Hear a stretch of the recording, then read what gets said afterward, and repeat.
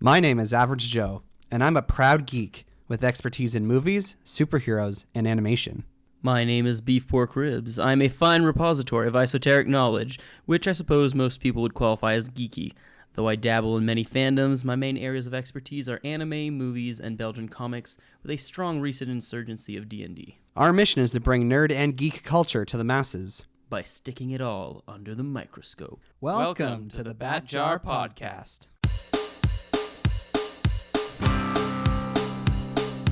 Movies, comics, graphic novels, TV, cartoons, animation, nerds are geeks, entertainment culture. Hear it on the Bat Jar, Nerdy Pound. Nerds and geeks, come gather around the scene. Come and join us in the Bat Jar. Come and tune into Average Joe and his team. Lots of room here in the Bat Jar. When the newest nerdy news drops, these podcast pals put it under the scope.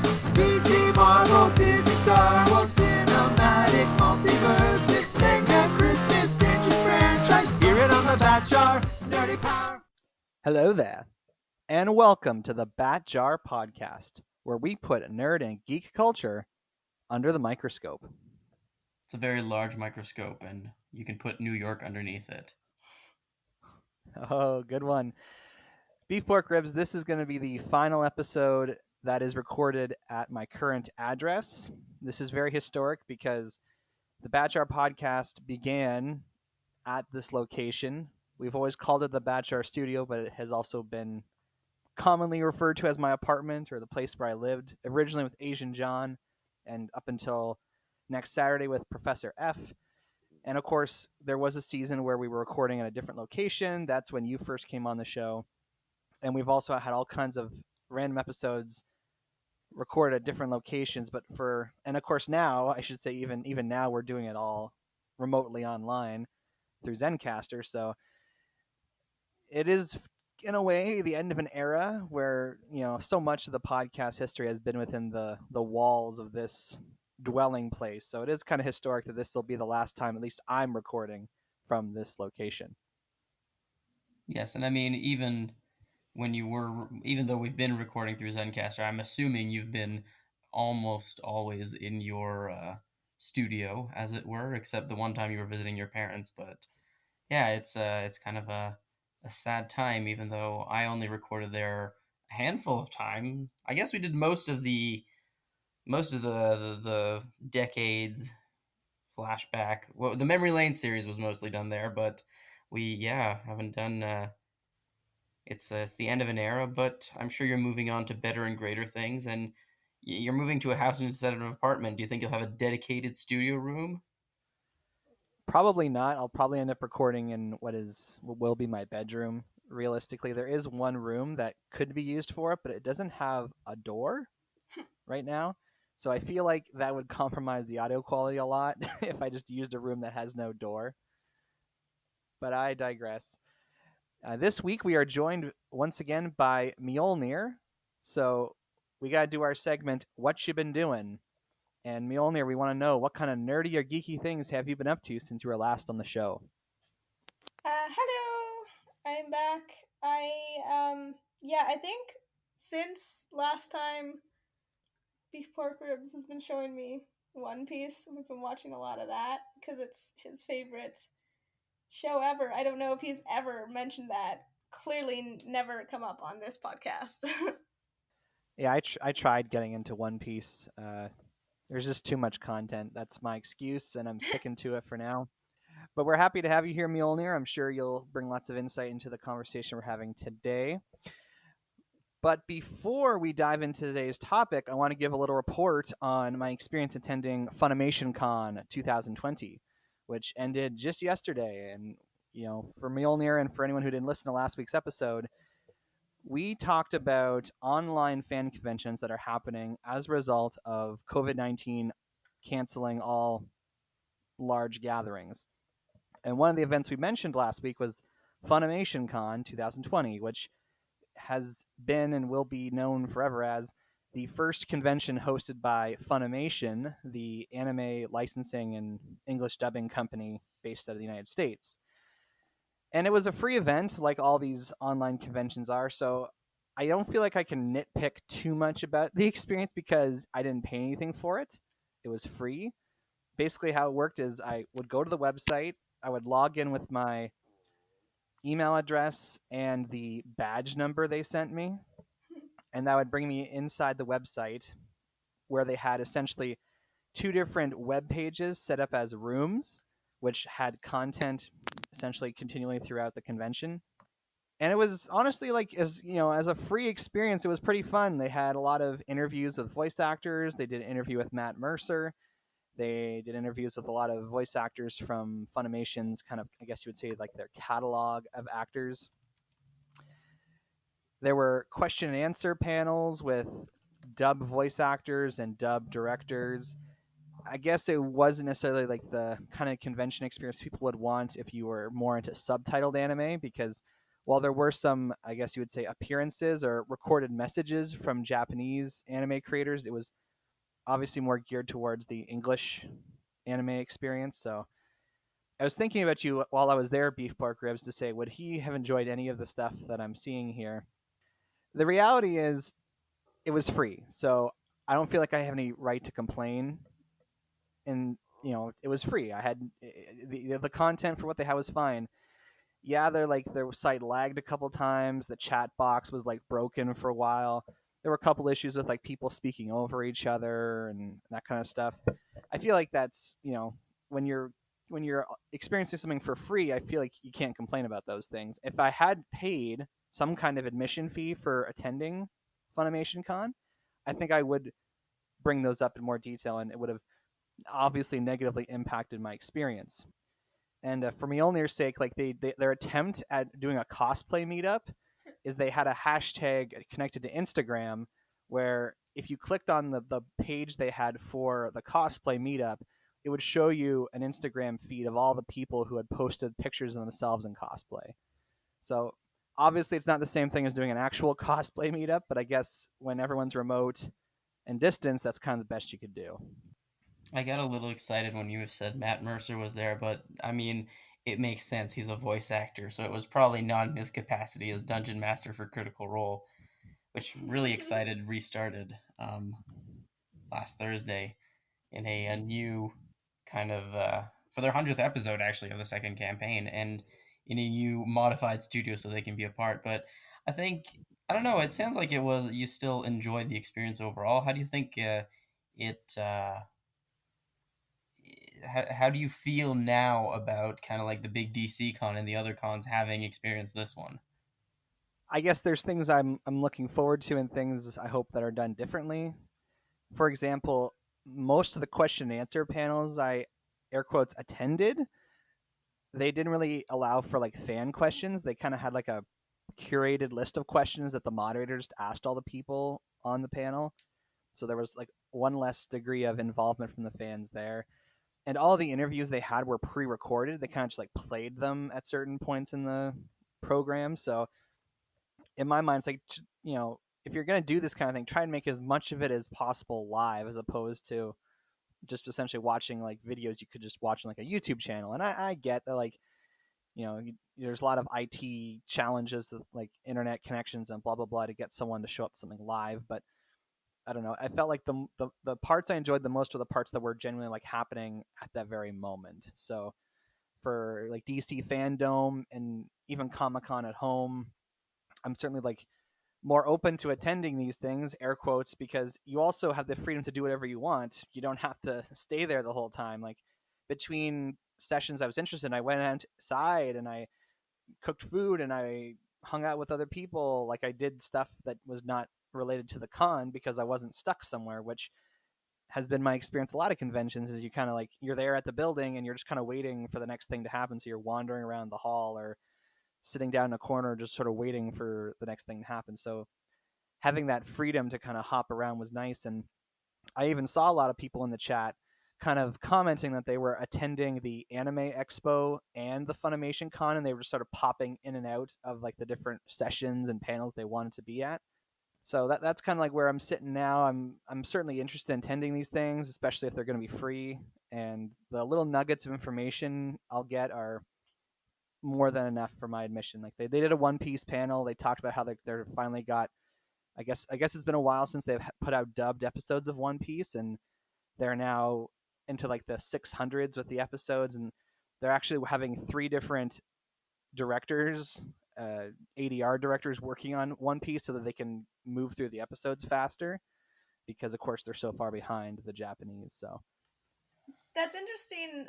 I just thought it was funny what you said about at cons, you know, you have those kind of in between moments, which is definitely true. But like for me, see that this is why you should cosplay at conventions, because that really helps to fill up the free moments. Because then the free moments are either you're taking pictures or someone else is taking pictures, or you do a little video or something. I know it really helps with waiting in line and stuff. It just makes everything more exciting if you're like dressed as Wonder Woman or whatever. But also, just like I appreciate what you said that they kind of made an effort for cosplayers, but like, oh, that sounds so sad. Like, yeah, taking a picture and being like, oh, you guys can see the picture of the thing I made is not the same as a live experience. Did you said some of the events were live? How did that work? Was it like everyone's just represented by a little username in a chat, or like were there profile pictures or like anything like that? it's like the video for, you imagine it's like they had like a live streaming page within the website. So there's like the video panel that has little video boxes for the moderator and any of the guests. So you're seeing that on the screen, and then off to the side there's a chat where you can essentially chat with your name. Uh, and then they had a second tab for questions, so you could submit questions using this tab. And then they had a Discord thing as well. So basically, and they had like several different channels in Discord. Like they had one for spoilers, and they had, so you could actually, like, if you wanted to, you could go on Discord and engage in conversations with people while the panels were going on. And it was also like some of the programming was geared towards cosplayers. Like there was a Q&A with Yaya Han, who, from what I understand, is a famous cosplayer. And I watched most of it. She seemed like a nice person. She's written a book on cosplay. So if people really want to learn more about the whole cosplay thing, her book could probably be a good place to start. I think that I don't know how I feel about the fact though that they had also Discord. Like it's good to get you directly connected with a lot of people, but at the same time, having it cross-platform might be a little hard. Although that also, both when you were talking about the people who were at both cons at the same time, and we were talking about like different Discord servers, I was just picturing that moment in the world only God knows, where he's like catching up on his dating sims, and he's got like 6 different screens playing different like dating sim games at the same time, just so he can catch up and not lose his precious video game time because he's seducing people in real life. I thought it was a nice image, just like one person is like participating at all the cons and all the chat rooms simultaneously, switching between keyboards for messages. I cannot handle Discord and stuff. It's just everyone's, by the time I finish typing what I want, everyone's like moved on to a completely different topic. I can't imagine trying to juggle like 6 at once. Yeah, and I think a highlight for me there was a game show they did with voice actors who had been a part of My Hero Academia, and it was like a trivia game. And it was kind of surprising to see like how much some of them knew about the show, because some of these actors, they literally get brought in to play their part, and then that's it. That's their only involvement in the show. And some of these actors have small parts in the show. But then you realize like some of these voice actors are actually big gamers and comic book fans and anime fans themselves. So there's some of these actors that are in these shows, they actually know a lot about the shows themselves. So the English voice actor for Bakugo on My Hero Academia, Clifford Chapin, he like dominated this trivia game. I think he finished with like 24 points, and the next best person had like 15. So that was definitely a highlight for me. And it's just another reminder that like the rest of the world's experiencing what we're experiencing. Even the people who were speaking from Japan commenting on like, oh yeah, like I'm staying at home and I'm wearing a mask when I go out, and just it kind of helped me remind myself that, oh yeah, what I'm experiencing right now with this pandemic is what everyone's experiencing. That sounds like it made the fangirls real happy, like just hearing all their boys talking and knowing what's going on. But that does, like, it sounds really fun. It definitely, I think I agree with you. They need to focus on the live stuff more, because, but also, yeah, it's the kind of thing, it's just hard because it's really, especially with that many people, right? to try to make everything cue together. I don't know the right word, but like if they want this to have like legs, they're definitely going to have to do something about that and maybe work on technology to make sure it can keep up with what they need to do.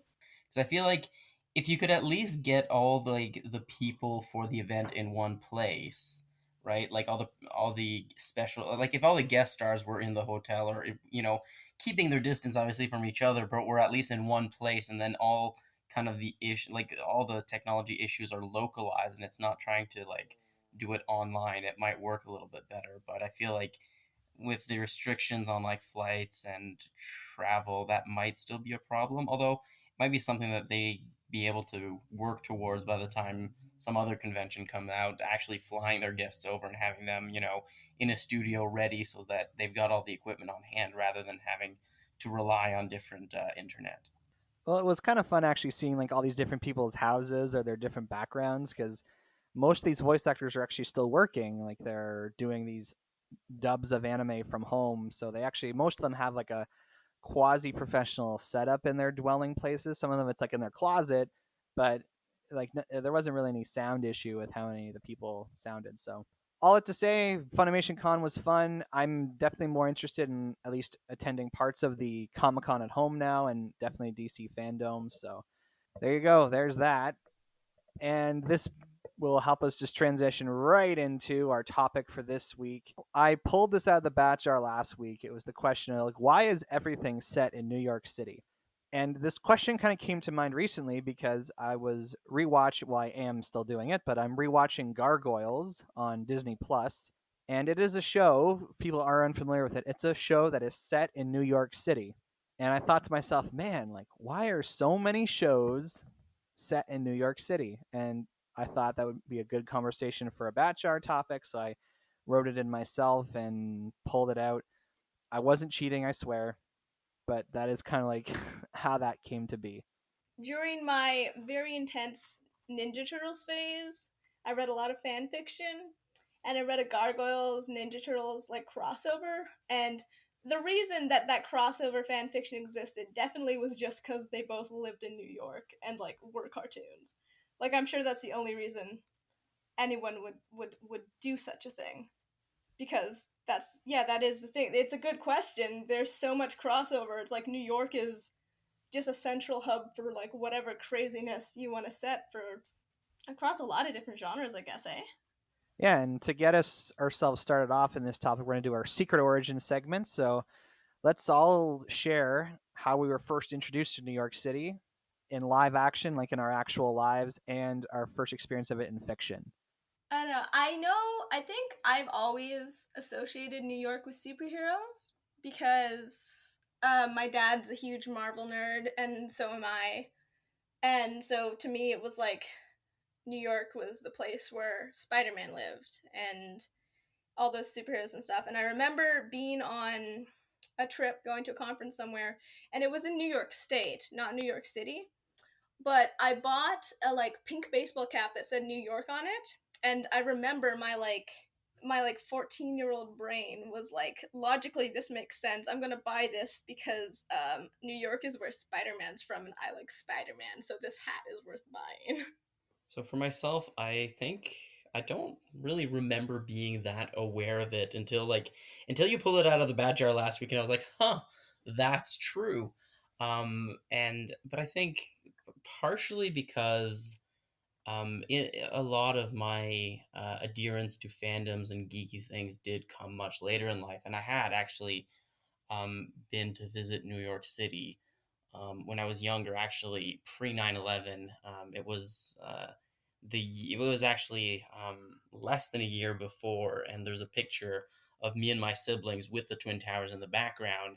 So, like, to me, I never associated New York, like, again, like when you mentioned it, I was like, yeah, there's so many things that happen in New York. But before that, I associated New York a lot more with the actual city, the place that I've gone to visit, and like things happening in New York, like real life events happening in New York rather than fandom. So I think that's it for me. Mjolnir has something yet to add to that, though. Yeah, I just want to say, like, yeah, I was thinking about it. I'm like, yeah, if you just said, like, the words New York, like, three things I think would pop into my head, and it would be, like, superheroes, especially Spider-Man, Ninja Turtles, and Broadway. That would be it. Like, that, and then everything else probably way far below that. Like, any events, any event, anything else, not as prominent in my head for some reason. I have only been to New York City once. I've traveled through New York State several times, but I only made the trip to New York City itself once in 2009. It was part of a kind of a trip that I was a part of, and got to see Manhattan and Liberty Island, and didn't really get into any of the other boroughs of New York, but I did spend like 3 or 4 days there. Saw the United Nations, saw a play on Broadway, got to see Times Square. So that was really been my only lived experience of New York. But by that point, by 2009, I had seen so many movies and TV shows that had been set in New York City that it somehow felt familiar to me.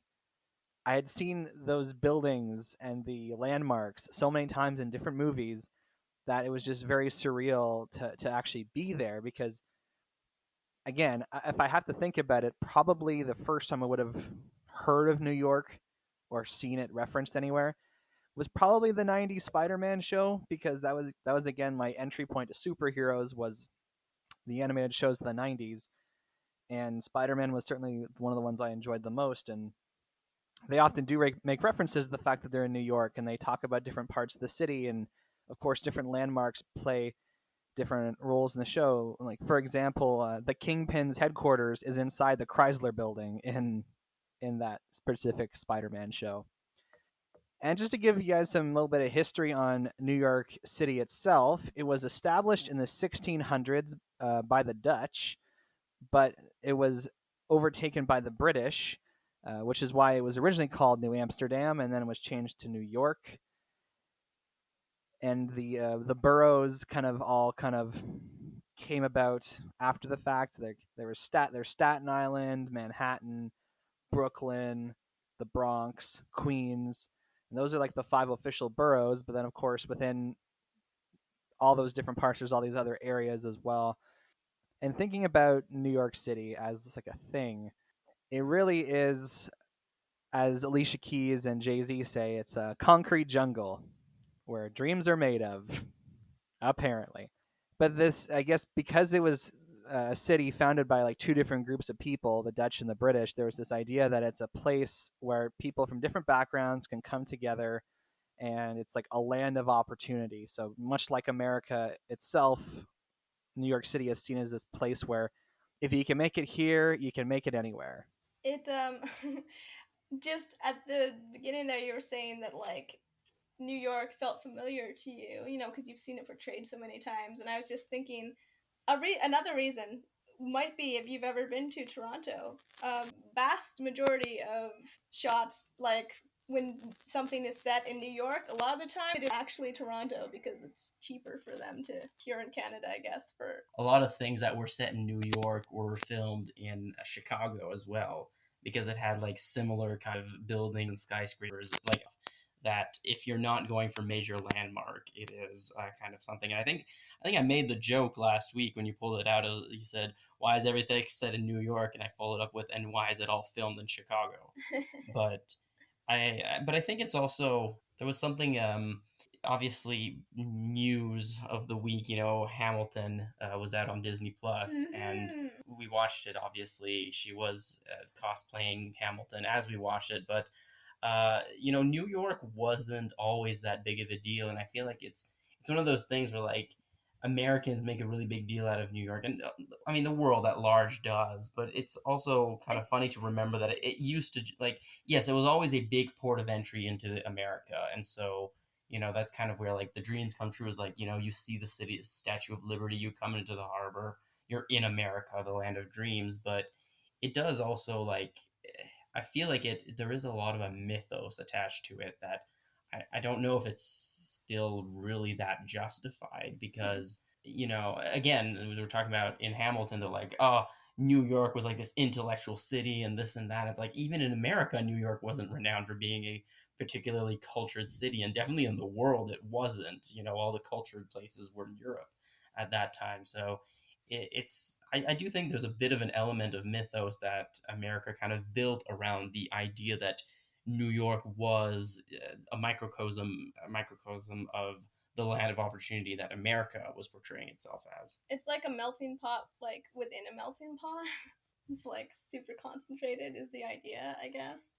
Um, but yeah, no, it's like because Hamilton, they kept going like the greatest city in the world. They really love New York there. I mean, fair. It seems pretty cool, but also it's just and there's a thing about it being like super expensive, right? It's like which is probably part of the reason why they don't actually shoot there a lot either, because just everything there.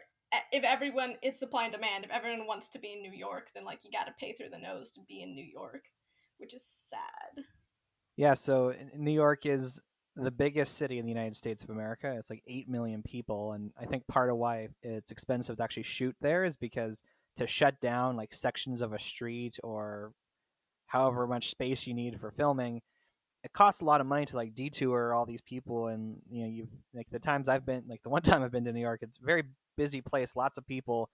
So I can imagine like shutdowns of anything would be expensive. But needless to say, I was doing research yesterday, trying to like find out like what people think about New York City, and I saw an interview with actor James Spader. He was being interviewed by Jimmy Fallon on the Tonight Show, and Jimmy Fallon was like, "Okay, like tell us why New York's so great." And James Spader said, "It's an amazing experiment of people coming together." And New York kind of has this like rap reputation in movies and TV and pop culture where it's like everyone in New York is like really rude and mean to each other, but people who are from there and people who've lived there like seem to believe that that's actually not true, that it is like a much more friendly place. That this is kind of like my big thing is like as we get into talking about New York City as a setting, we've done a lot of conversation recently about the idea of world building, about not when you're writing a story, not just writing the characters and the plot, but also writing the setting in which those characters choose to exist. So to me, it seems to make a lot of sense that New York is a very tempting setting to use for a writer because so much is already known about New York. Everyone is familiar with New York. That if you just decide to set your story in New York City, you don't have to spend any time on your own developing the world because the world already exists for you. That is, yeah, that makes sense in that because there is this idea of New York as a character, right? And there's a lot of different shows and movies and stuff where New York is like, it kind of feels like New York is one of the characters, and even in I I believe I just remember like watching like a nostalgia critic review on YouTube of like the original Spider-Man movies, like the Sam Raimi ones, right? And talking about how like there's just in like every one of them, there's always that moment where like the New Yorkers band together. Come on up here, tough guy. I got a little something for you. Kick your freaking ass! Leave Spider-Man alone. You got a pick on a guy trying to save a bunch of kids? Oh yeah, I got something for your ass! You mess with Spidey, you mess with New York! You mess with one of us, you mess with all of us. And that like that idea that like this is New York and this is a place that's special and like we protect our own. And I feel like as far as the New Yorkers being seen as rude and stuff, I feel like the way it is portrayed in media, it is kind of like there's that like little asterisk that's like they're rude, but like unless you're like, but if you're one of us, then it's like we're together, we're special, and like New Yorkers are inherently special, and will like band together, which is like maybe slightly problematic depending how far some people take it. And I think that's something like in a show like How I Met Your Mother, where it's like making fun of the people from Jersey, or a lot of people in New York will have prejudices depending on which part of New York you're from. But at the same time, again, because so many things are set in New York, we do know and we do have that idea, and I think it's also like in in one way or another, kind of like how when people think of French people and of the French accent. Like this is a pretty common thing. It's like the French accent isn't really a French accent, it's the Parisian accent, right? And like I think they're trying to move away from that, but the quintessential like American accent is the Brooklyn accent, right? It's like it's what people recognize, it's very specific, and people are like, yeah, that's an accent that we know, that's what Americans sound like, which is you know um kind of a little bit ridiculous. Like I think it's like Brooklyn accent and then kind of the southern drawl, which people just use for anything that's south of New York, and everything else in America has a Brooklyn accent. Or And like you get like the broad like kind of Midwest, which to me doesn't sound like much, like because it's not as far from Canadian as some of the stronger ones. yeah, but the point is that it's like Those are the three. yeah, but the biggest one, the biggest stereotype, it's like you think of an American accent, you usually think of a Brooklyn accent, which is in New York, and you think about, well, New York as being what America is. Yeah, it's funny you mentioned about the kind of the even within New York City, there's all these different neighborhoods and there's the different boroughs that all kind of have their own personality and identity. So even just choosing to like put your show or movie in one of those specific locations does a lot of informing the story for you. Like the fact that there's a show called The King of Queens, it already tells you a whole lot about the show. Okay, it's set in Queens, it's a smaller part of New York, da da da da da. Brooklyn Nine-Nine. It's a cop show, but it's in Brooklyn, so it's a more focused example of what the New York police would be like. Shows like Seinfeld, like I can remember an episode of Seinfeld where Elaine moves and she has to get a new phone number because the area code she had before isn't surfaced in that new neighborhood, and people kind of like stop associating with her, and men aren't willing to go out on dates with her because she has a phone number from this new neighborhood, which suggests that she's like a recent kind of what's the word? Not immigrant, but recent new resident of New York, I guess. And so it's kind of funny how you even mentioned that there's this idea that even among the different parts of New York, there's these identities and whatnot. So yeah, like just to go back to the world building though, BPR, since you've done a lot of writing, I would assume. Do you agree with my idea here that it's just a lazy way for writers to avoid doing world building?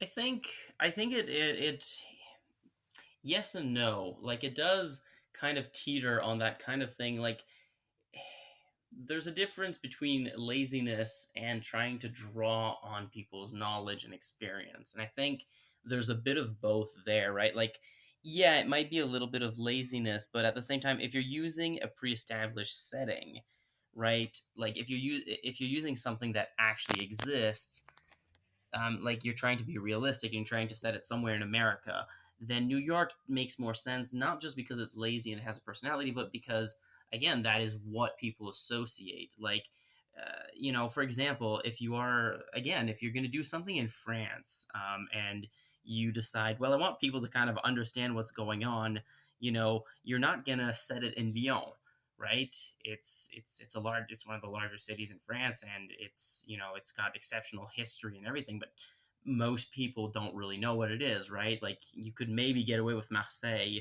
maybe, but I don't know if you guys know anything about France at all. But those who don't, might know one or two places. It's the same thing with like if you set something in England, you almost always set it in London or maybe Liverpool, right? But you say, oh, it's going to be in Dunham. Like people are like, what is this? What is this place? We don't understand anything about it. And so there is an aspect of it that is like, yeah, it writes itself. But there is another aspect of it that is you do want to know what people are going to associate with it. And again, that's like it's I think partially also why oftentimes if you have like a location in America, they might give like the name of the city, but they'll always give like in which state it is.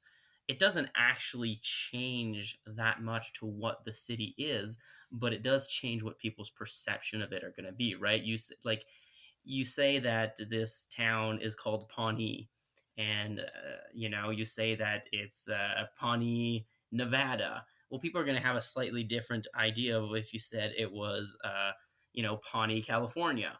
Like, it's the same name, but you automatically start associating something different. And that's not laziness. That's just drawing on people's former experiences in order to write something or to already have something happen, right? Like, if something is set in Wisconsin, everybody expects anywhere in Wisconsin to be the middle of nowhere, right? You set something in Nevada, people will think either there's a casino or Mormons there. Like, it's pretty. It's drawing on stereotypes, and being as New York is the biggest one, but as you said, still has a variety because of the different neighborhoods. It's like part of it could be chalked up as laziness, but I think also part of it is trying to make sure that people get the message across. Yeah, Yeah, and I just want to say, so like, I agree with that, but it's because it's also like, if you, it's nice, you don't always have, like, not everyone has to create an entirely new world to make a good story too, right? Like, Tolkien, like, created an entire world, and that's super impressive, and like, we remember him for that. But if you don't have to create languages and like cultures and races from scratch, then sometimes it might allow you to put more focus on specific characters or the situation or the plot. Like, there's other things you can focus on because you don't have to like take the time to explain everything, and it's just like, it's easier in some ways, but it can allow you to go more in depth in other situations, which I think is totally valid. that's a very good point. And I think in movies like Elf or Home Alone 2, Lost in New York, or The Muppets Take Manhattan, or even like that one with the Olsen twins, I think it was called like New York Minute. Even just saying those titles or mentioning that they're set in New York City, your brain already kind of like writes a lot of what that scenario is going to look like. And so it does allow you to, as you pointed out, focus more on characters. Which I think is also part of the reason, like, a lot of superhero stuff, especially Marvel, like DC tends to make up their own cities more. Marvel tends to stick with actual settings, and part of that is definitely because, like, I know my dad used to joke about it. Like, the Marvel home offices, like, they were in New York, so it's like, oh, where are we gonna set this? Look out the window, I guess that's where we start from. But the thing is, I think it helps to ground a lot of things too, right? And for something like that with superheroes, you have these really fantastical characters and all this craziness. And part of what people like about superheroes, right, is that they're metaphors. They're like, they're supposed to be exaggerated versions of people and ideas of things, and then like the way you can explore these ideas is through this fantastical character. And so in order to like make it work and like make people be able to accept the crazy things they're doing with these and what they're the loftier ideas they might be trying to explore or show, you got to start small, and you got to start from some place that people understand. And of course it doesn't hurt that there's so many people new. It's just like there's more crime. It's just, it keeps them busier, right? Like, if you have a superhero in a small town, they're not going to have much to do, so you won't be able to explore those ideas. Yeah, I'm glad you brought up Marvel Comics because certainly as we see more and more Marvel movies, it's more and more apparent. Oh yeah, like almost always this is set in New York, and Stan Lee and everyone who drew for Marvel Comics back in the '60s when they were creating most of these characters. Yeah, right. They lived in New York. They worked in New York. Stan Lee, up until that point, had lived in New York all his life, and in his words, he says it's the most alive city in the world. Of course, that's his opinion and his bias, having grown up there, but apparently you're right. He not apparently you're right. You are right. He wanted to try and ground the stories in as much realism as possible. So the fact that you had these superheroes wearing these colorful costumes and doing things that are not possible, if you could have them do it in actual locations, it kind of helped suspend your disbelief to say, oh yeah, like I could believe that Spider-Man could exist because I could walk down that street and imagine him just swinging down it. And they did their best they could to try and like establish the different characters in different parts of the city. Like Daredevil was firmly set up in Hell's Kitchen. Doctor Strange's headquarters was in Greenwich Village. Peter Parker grew up in Queens. The Fantastic Four's kind of head office was right in the heart of Manhattan. The X Mansion with the X-Men was in like Westchester, New York. So they did their best to try and like divide them up. But as a kid, I always thought like I'd be watching Spider-Man and it'd be like, well, if Spider-Man doesn't save the day, no big deal. Somebody else can come along and solve the problem for him because there's just so many superheroes here. And that I think is the only thing that has ever detracted from the experience of having all the Marvel characters in New York City. Because again, they're all there. So if someone fails, somebody else can pick up the slack. And I think like there's two things I want to say, and I don't want to focus on this too much because we talk a lot about DC versus Marvel, but like even like the big cities in Marvel, like let's be honest, like I want to say Metro City, but it's not place where Superman is. Oh, it's. Wait, I know this. Oh my gosh. Metropolis. Yeah. Metro City is the better. Yeah, Metropolis. But like both Metropolis and Gotham are in many ways based on New York, and even though they aren't in New York, people are still kind of associating parts of it. Like honestly, people do kind of like when you talk about like different parts of Gotham City, there's usually a pretty close New York equivalent, but again, it's because it's in a big city. And the last thing I want to say is about the world building is that like, yeah, it's not necessarily I don't think it's necessarily lazy, but I think it is more about like kind of what Mjolnir said, that you're trying to focus on something other than the world and its setting, because like world building is, I remember like I had this great book which was about writing and writing fiction specifically, and it was like, why are you writing the story? You know, is it because you're telling a story? Is it because you're trying to like, it's basically, is it the story, the character, or the setting that you want your emphasis to be on? And if you don't want it to be the setting, then using something that people know more about is a lot better. If you want it, for example, to be about the characters or about the plot. Sorry, not this. Yeah. But if you want it to be about the setting more than the characters, that's when making your own setting kind of works in. And sometimes, you know, if you want to be character based, you want the setting to reflect something about the characters. But even there, it's easier oftentimes to use something that there's already kind of prejudices or stereotypes about rather than making it up from scratch.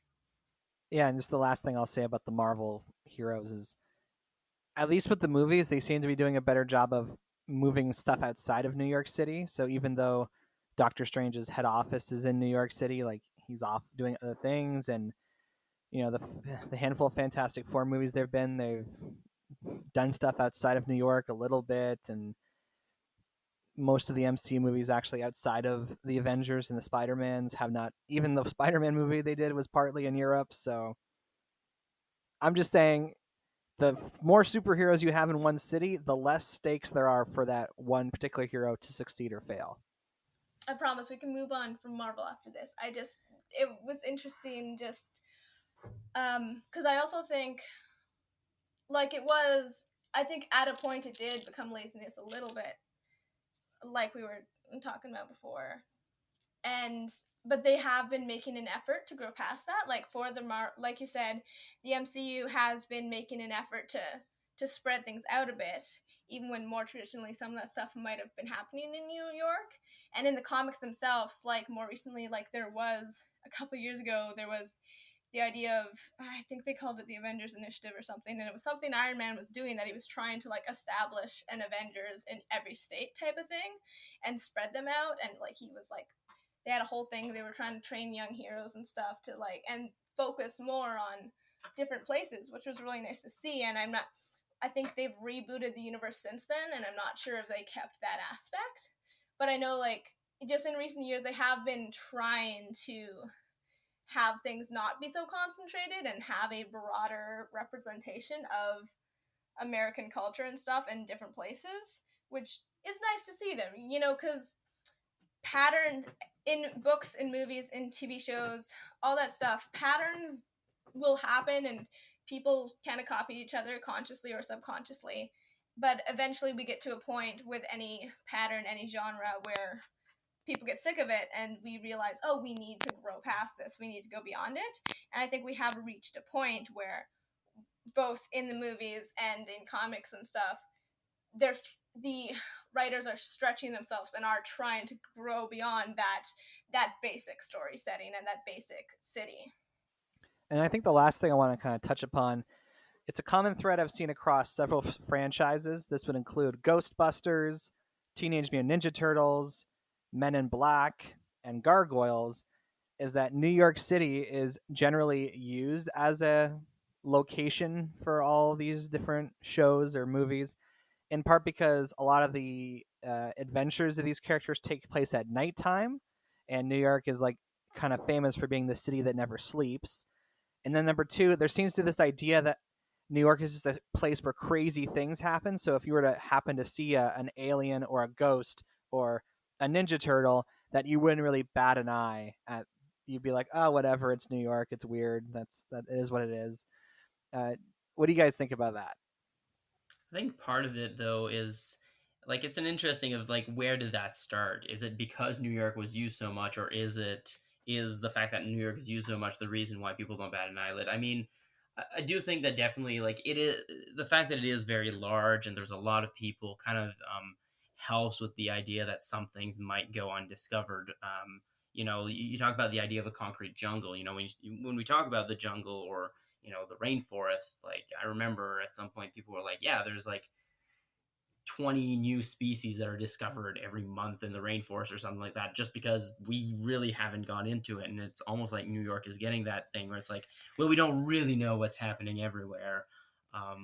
And that does kind of add to the craziness of it. But I also and also all the cultures coming together, it's a lot less um, the fact that there are a lot of different cultures in New York and that it is a lot of like people from different parts of the world does kind of add to that idea, whether consciously or subconsciously. It's like, yeah, we've seen weird people, we've seen weird things. Like like a good example is like more recent Brooklyn Nine-Nine. It's just like, oh yeah, these street performers, these people yelling in Russian out in the street. Like there's so many different things that it wouldn't be that much more of a stretch if they were supernatural.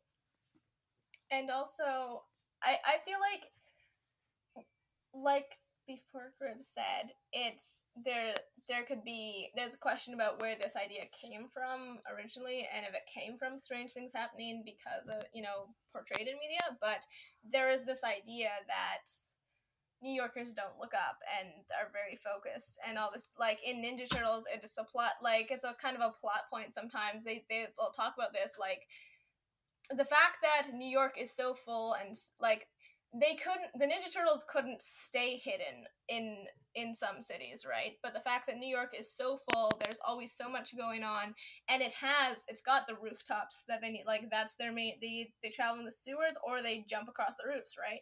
Most places wouldn't have buildings close enough. You could just jump from roof to roof. Most places wouldn't have people who are so involved in their own life and their own busy New York lifestyle that they wouldn't look up to see a giant turtle jumping from roof to roof. There's like so much going on, and the idea is that like people just, well, it doesn't concern me, so why should I care? Which is kind of, once again, just a live. I don't know. Like a lot of the way New York is portrayed, I find like that doesn't seem like a nice way to live, to constantly be hating on like Jersey just for being Jersey. Like why would you do that yourself? That's just like negative, just like negativity in your own life you don't need. But I don't know, it's interesting. There's that idea that, yeah, that because it's a place where crazy stuff happens, so we don't care about it, so then more crazy stuff can happen because we didn't pay attention to the last stuff. And so things can happen right under your nose, and you don't know if there's turtles in the sewer. All right, so I think as a fun way to kind of cap off our conversation, here's the scenario I want you guys to imagine yourself in. You have the Infinity Gauntlet with all the gems, and you've decided you're going to change history so that every story that is set in New York is now set in another city. But you decide to keep one franchise set in New York City, what would be the one franchise that you would keep its location in New York City when you snap your fingers? I'm gonna say Ninja Turtles. I just did a whole rant about them. I think they kind of need to be in New York for a lot of different reasons. I think, like, and it's, I mean, they're basically superheroes, so it's the superhero thing. I think there's a lot of really important story and character reasons that living in a large, bustling city where no one pays attention, but also a lot of crime is happening, it's really important to this like idea of these Ninja Turtles, but also because for the Ninja Turtles specifically, they can't, like, I mean, they're mutants who live in a sewer, right? Like, they can't, at least like Spider-Man, he's also very quintessentially New York, but he goes home to a house. He could live in a house anywhere. It would be fine. He looks like a normal kid when he's not wearing a mask. These like poor teenage boys are like genetic freaks who people just immediately judge as monsters just because of how they look. It's very sad. And New York is the only place where it's the closest they can get, at least in this like mythological idea of New York. The New York you see in the media, it's the only place they can really exist, and like it's as close to coexisting as they can get with humans. They can actually live their lives a little bit, and there's ways they can be involved and see people and feel like they're a part of the culture and society. Like, they are proud New Yorkers, even though New York, would lock them in the lab if they could. They still like identify with that city, which is really nice, and I don't think they could have that anywhere else. My answer is going to be a double one. First off, I would definitely be interested in where would you snap all the things in instead of New York. Would you put them somewhere else? I personally think that they should all be happening in Rio de Janeiro or Tokyo, but that kind of already happens because the entire other side of an industry happens there. But the one thing that I would keep in New York City, it's a funny thing because even with the Ninja Turtles, like being proud New Yorkers, I feel like if you've snapped everything else out of New York, nothing is quintessentially New York, right? And doesn't have that whole like feeling of being, oh yeah, pride of New York. So I would keep the movie Gangs of New York because it's older and it's back in history. It's before New York necessarily got all its different things. So it would still be appropriate to be in New York, even if New York wasn't the big deal that it is. I don't even know what that is. It's a movie. Leonardo DiCaprio is in it, and Daniel Day-Lewis, I think, got an Oscar for it, or I don't know. He's in it. Little baby Leo? Like pre-Titanic? No. Oh, post-Titanic. Okay. Still cute, though, before he got the beard. He Sure. doesn't look great anymore. Cool. I would watch that for Leo. I think I would have to say Spider-Man because there's nothing more iconic to me than Spider-Man web slinging, and New York is. I mean, there's probably other cities in the world that have the tall buildings that would facilitate web slinging, and all the if there's one thing all the Spider-Man movies have done a good job with is the web slinging and seeing him go through New York, and like so many of Spider-Man's stories involve different New York landmarks. Like I think of course the George Washington Bridge where Gwen Stacy died as a great example of this. And Spider-Man is like of a lot of the other superheroes, he's kind of like the everyman, and so he kind of like fits in with that New York persona, and he's like a wise guy in his persona. So, and that's kind of like the stereotype of New York. So, in some ways, despite everything else, he is kind of like a personification of that typical New Yorker persona who like he's always got something to say when a situation calls upon it. And yeah, like it's just, there's nothing more iconic to me than Spider-Man web slinging, and so as far as I'm concerned, everything else can be put somewhere else and still function as well. I think that's definitely a very good choice. Spidey was like my very close second for that question. He is, yeah, he's just like there are a lot of Marvel heroes that are set in New York, but like Spidey is like the one you think of like when you think of like Spidey's just so involved in that. Probably partly because he's a child, so he doesn't really go anywhere. He can't leave New York really. He's he's one of those superheroes who's powerful enough to fight the big baddies, but still fights mostly street crime level stuff, mostly because like he can't go anywhere. He's a kid. He's got school in the morning, which is really interesting. But yeah, I agree. Like Spidey and New York, they match really well. They like, yeah, good job. I still maintain that both Ninja Turtles and Spider-Man could happen in Tokyo, and it would still work. Gangs of New York would not work in Tokyo. Ninja Turtles will probably work better because like the whole ninja thing. So there you go. There's been our conversation about New York City as a setting in fiction. And I think the last thing just to add here is that New York City, as someone who grew up in a small town, anytime I watched something involving New York, it seemed like a fantasy because it was such a huge city and there was so much going on that it was so far removed from like my lived experience that I was instantly more interested in watching what happened there. And there are so many famous landmarks around New York City that the second you include it in a movie, like in Planet of the Apes or Independence Day or The Day After Tomorrow or Escape from New York or any movie where something significant is happening in New York, or even the finale of the first X-Men that takes place on the Statue of Liberty. Like there's so many things about the city that are kind of like shared among people who at least have some familiarity with it. And it allows for those of us who grew up in small towns the fantasy of experiencing the big city. And it's now time to go into the bat jar and look at our mail. This week we have a Facebook message from Jonathan Prieston. And it says, "Hey, love the podcast, and plus the fact that it's some good old Canadian boys. Just listen to your episode about the Snyder Cut. As someone who's been on the inside of the movement, basically from day one, I found the coverage very fair. If you were ever wanting to do a deep dive into the workings of the movement, perhaps nearer to its release, I would be more than happy to lend whatever knowledge I might have." Well, is it in the bat jar? I don't think the Snyder Cut itself is, but certainly I would agree we should probably do another episode about the Snyder Cut movement as we get closer to its release in 2021. In Canada, it'll be on Crave, I think, because that's where HBO Max originals are going. So, certainly, Jonathan, I paid attention to it, but I certainly was not part of the movement. So, any insight you would have, we would certainly appreciate. If you want to reach the show, you can send us an email at batjarpodcast@gmail.com.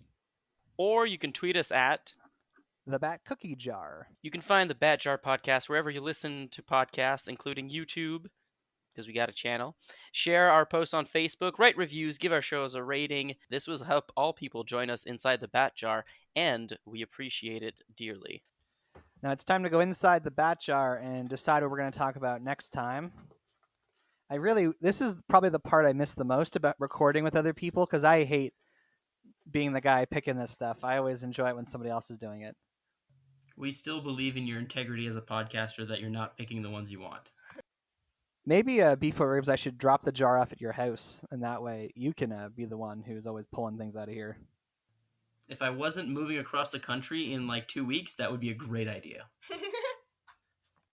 Ah, dang it. This is another recent one. James Bond video games.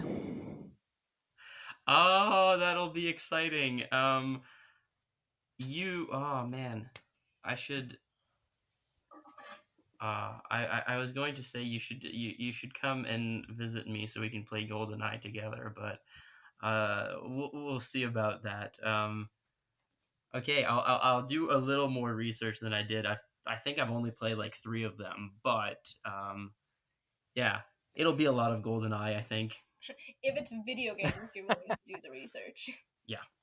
So there you go. Come back to the Bad Sharp podcast next time for us to really get into the James Bond video games. Mjolnir, we want to thank you for being part of our conversation today. I always appreciate what you have to share, and your love for Marvel helps balance out my attachment to DC. Thanks. It was lovely. I always enjoy doing this. I get really nervous before and during, but it's fun. So come back to the Bad Sharp podcast next week when we talk about James Bond video games. And until that time, I'm Average Joe.